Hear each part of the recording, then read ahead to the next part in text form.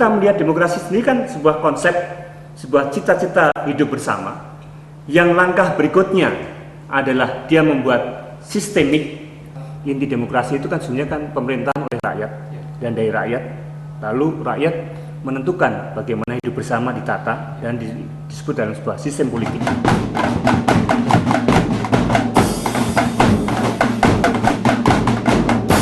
Ada pilar-pilar demokrasi itu supaya jalan. Yang pertama adalah pembagian kekuasaan, supaya ada kontrol untuk itu. Karena itu ada DPR yang membuat undang-undang untuk aturan mainnya, tapi dia dikontrol, ya, dan dia mengontrol untuk eksekutif, tapi juga DPR sendiri kan legislatif, ya kan. Lalu satu lagi ya Mahkamah Agung, ya, artinya pengadilan itu sendiri.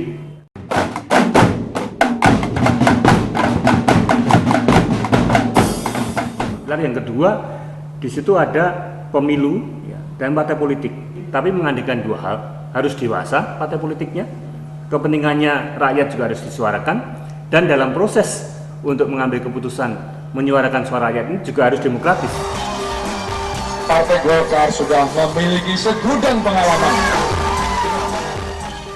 Even before we began organizing our party, we had some of us, or many of us, some experiences in participating in elections and alternative parliamentary projects, so they could push for our agenda for change. So that is the characteristics, or those are the characteristics of Akbayan now, which is why we always say we are both a parliamentary party and a mass movement party. The personal political histories of the comrades who are building Akbayan goes back many more years in the mass movement, organizing in different basic sectors in the rural and urban poor, like farmers, fisherfolk, indigenous peoples, laborers, urban poor, and of course all the women, youth, and senior citizens in these sectors.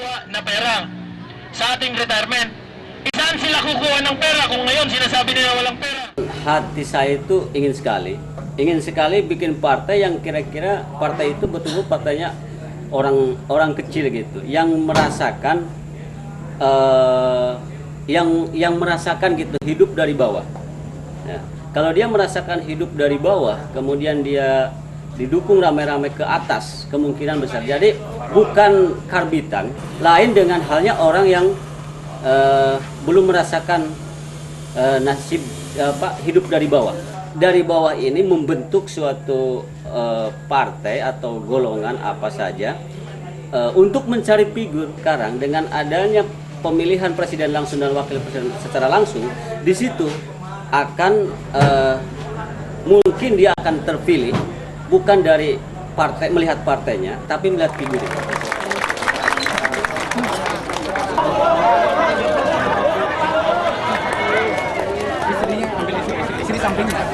Pertama-tama kita bersyukur bahwa pemilihan presiden dan wakil presiden putaran kedua telah dapat kita langsungkan hari ini. Saya berharap di seluruh tanah air maupun di luar negeri, pemilihan ini betul-betul dapat berlangsung secara damai dan demokratis. Damai dalam arti aman, tertib dan lancar, kemudian demokratis tentunya jujur dan adil.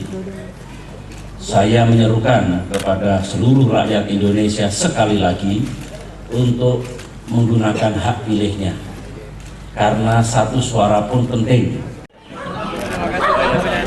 Yang foto-foto teman saya cantik-cantik tuh. Gaya-gaya. This election has been a tremendous success and a major step in Indonesia's ongoing democratic process.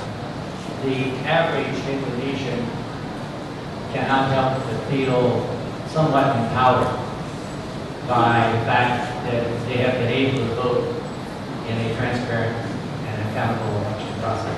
Itu inti demokrasi kan begitu. Jadi suara rakyat dicetuskan, disuarakan atau tidak.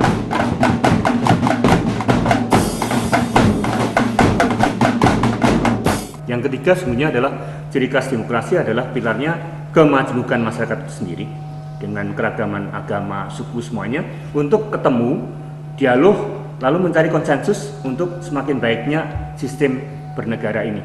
Our values as Asian peoples and our commitment to the democratization process go hand in hand. Experience and express as participation, as power of the people, even if they don't call it democracy, it has been often our mistake to presume that this is either totally different from or contradictory to what we have understood as democracy.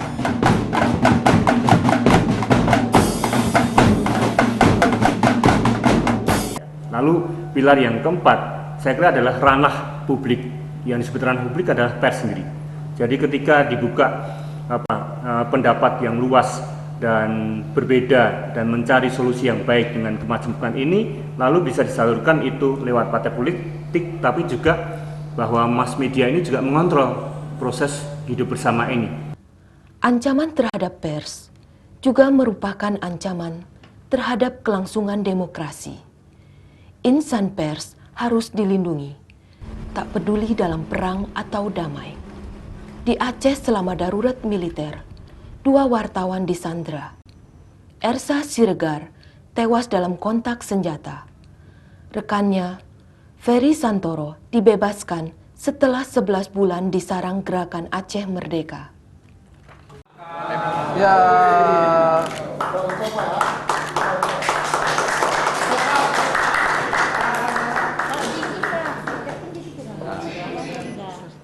Hak publik akan informasi juga terancam tatkala kebebasan pers diberangus oleh preman dan jerat hukum yang tak adil.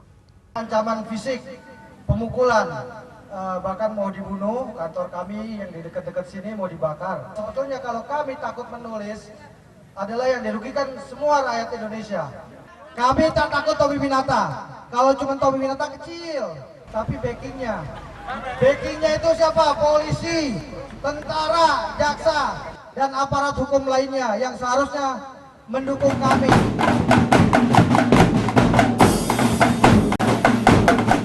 Lalu yang kelima, nilai-nilai atau budaya politik itu sendiri. Apa yang saya maksud dengan budaya politik adalah seluruh sikap emosi, seluruh nilai-nilai etis, dan seluruh pengetahuan yang dipunyai masyarakat untuk membuat demokrasi sebagai sistem sosial dan politik ini jalan.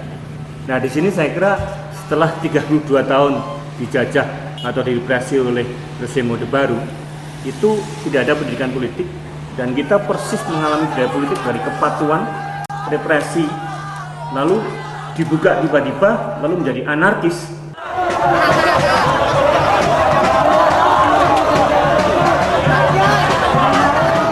Musuh kedua dari demokrasi adalah persis kepatuhan feodalistik, ya, dari budaya politik yang betul-betul raja adalah nomor satu. Ini ada persoalan berat sekali ke depan untuk proses demokratisasi, yaitu persoalan bagaimana budaya politik bisa transisi dari feodalistik yang direpresi terus, dari ketidakbebasan, lalu transisinya adalah euforia menjadi anarkis karena tidak ada kepastian hukum, lalu pelan-pelan kita membuat baik institusionalisasi dari demokrasi itu sendiri, termasuk kulturalisasi dari proses berbeda pendapat dan ngomong bersama.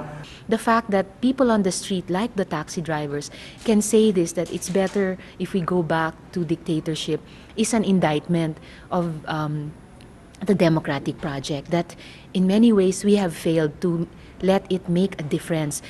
It is to strengthen, consolidate democratic processes and institutions so that they make a difference, not just in the change of who is the leadership, not just the change of personalities or elite parties in power, but that these democratic processes and institutions be used effectively and concretely to bear fruit in terms of an economic system that will really deliver basic social services, social justice, asset reform to the poorest of the poor.